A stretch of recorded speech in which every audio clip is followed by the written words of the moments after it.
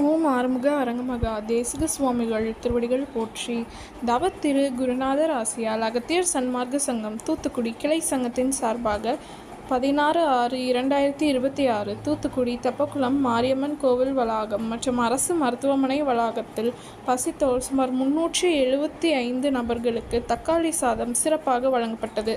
வழங்கியவர்கள் Alagappa university தூத்துக்குடியின் coordinator திரு கதிரேச பாண்டியன் மற்றும் திரு Palavesam SPIC retired மற்றும் Prabin transport owner திரு பிரேம்நாத் மற்றும் பிபிஎஸ் காய்கறி கடை அதிபர் திரு ராஜன்.